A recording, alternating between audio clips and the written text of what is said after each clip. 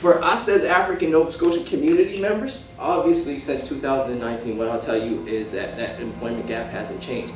The unemployment rate, generally speaking, was 7% for all Nova Scotians between 18 and 35. For African Nova Scotians, a whopping 26.7%.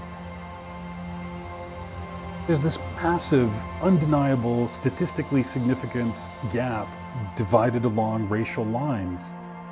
And there's very complicated reasons for all of it, but it doesn't matter. It is proof laid bare that there is a system working against an entire community, and we gotta fix it.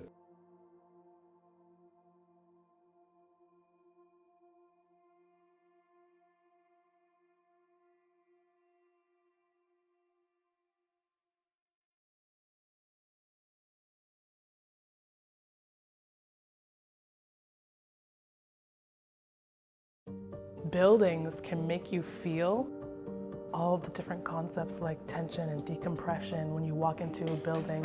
What does the Black experience have to offer to that? That is a really great driver, and I think a good enough reason to want to get into architecture. I think it's super important that we're not developing solutions for people without talking to them and including them in the creation of the new solution, whatever it is. I felt that way since school. It's really kind of pretentious. I love the environment here. I love that, first of all, it's a room full of really smart women. What we've been doing when Zamani's here is we're doing some collaborative design work as a team. We'll just all sit down at a table and work on whatever problems we have. That collaboration is something that we value. Yeah, what do you mean by that? As Black people, our artistic and creative expression brings beauty to the world, and to express that through architecture is, I think, such an important platform to do that, because we spend so much of our time in buildings, and for us to be able to have a hand in creating the experience that you have when you walk into a building, I think is incredibly important.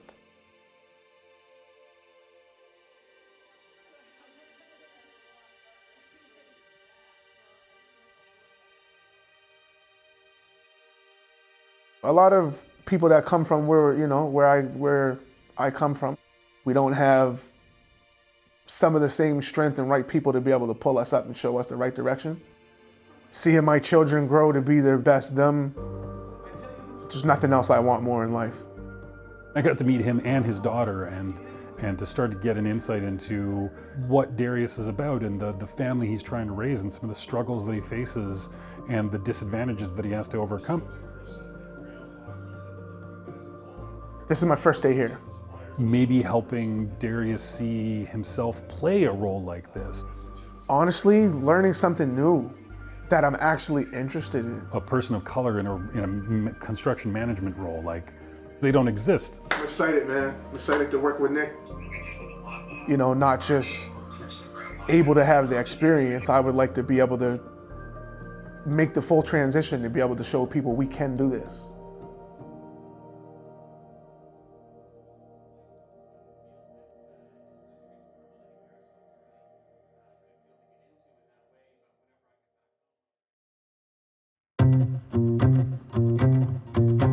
This place is in my community and I didn't even know. Had to have walked past this place 100 times. Salia had no experience in the industry at all.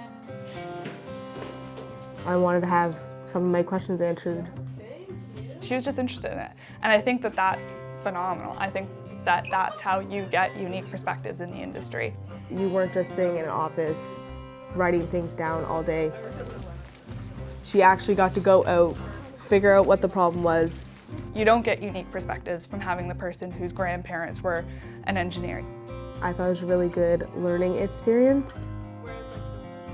You get the unique perspectives from somebody who did a degree in psychology and then stumbled upon this and was like, oh my gosh, this is totally what I want to do. Being in here was very empowering and made me feel like I could be more and do more for the community.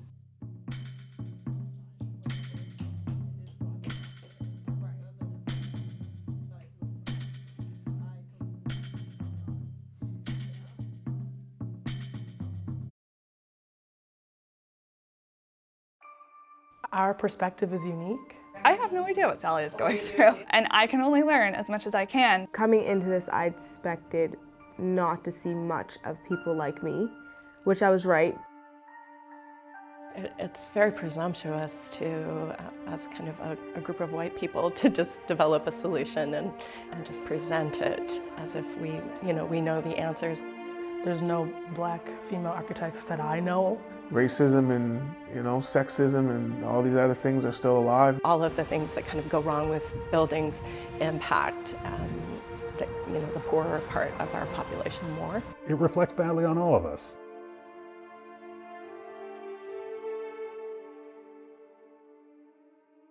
Myself taking part in the anti-racism workshop, becoming more cognizant and thinking in the forefront of, okay, what do I need to actively stop doing and start doing to help this bigger problem? Continuation, and with the proper support, it can have a snowball effect. It can have a snowball effect on our people, our communities, which is what's needed. Start bridging some of the gaps between what happens in the professional community and what needs to start happening in terms of better representation of people of color. That's how you start to make holistic buildings, and that's how you start to make people enjoy the built environment more and have more awareness of how we can integrate it better into the environment and society. Giving more consideration, more weight to reaching out to communities of color for future hires or future interns. Think outside the box, and you can do anything you want. You can be anything you want. Don't let, not people, but the society degrade you from what you want to do.